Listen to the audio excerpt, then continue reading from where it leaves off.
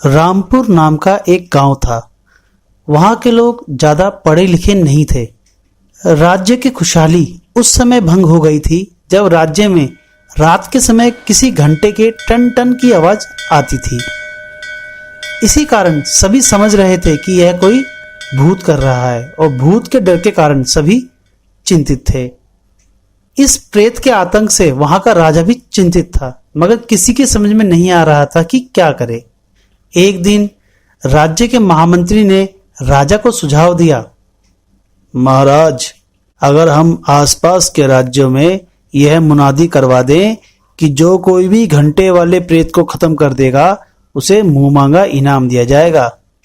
राजा ने महामंत्री की सलाह पर तत्काल अमल किया और राज्य के आसपास वाले इलाकों में मुनादी करवा दी कि घंटे वाले प्रेत को खत्म करने वाले को मुंह मांगा इनाम दिया जाएगा।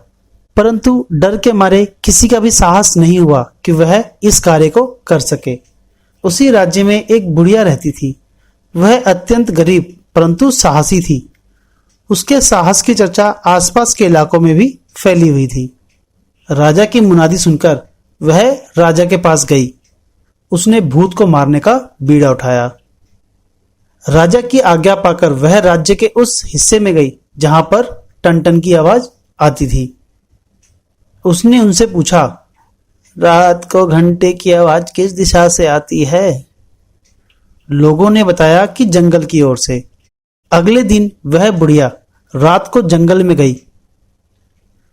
थोड़ी दूर जाने पर उसने देखा कि कुछ बंदर एक घंटे को पेड़ पर टांगकर हिला रहे हैं और खुशी के मारे उछल कूद कर रहे हैं। यह देखकर बुढ़िया समझ गई कि क्या मामला है। उसने अनुमान लगाया, हो ना हो इन बंदरों के हाथ कहीं से घंटा लग गया और ये इसे बजाकर खुश हो रहे हैं और ये लगता है इसे रात को ही बजाते हैं। बुढ़िया ने वहीं खड़े खड़े उन बंदरों से निपटने की तरकीब सोची और वापस आ गई। सुबह अंधेरे में ही वह अपने साथ कुछ चने लेकर जंगल की ओर रवाना हो गई। बुढ़िया चने लेकर जंगल में उसी स्थान पर पहुंची जहां बंदर घंटा बजाते थे। उसने चनों को जमीन पर डाल दिया। चनों को देखते ही सारे बंदर चनों पर टूट पड़े और बुढ़िया ने मौका देखकर वह घंटा पेड़ से उतार दिया। बंदर चने खाने में ही मगन रहे।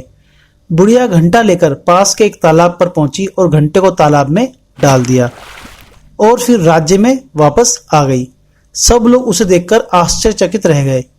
बुढ़िया राजा के पास पहुंची और उससे बोली, महाराज, अब वह प्रेत आपको कभी परेशान नहीं करेगा। मैंने सदा के लिए उसे मार डाला है।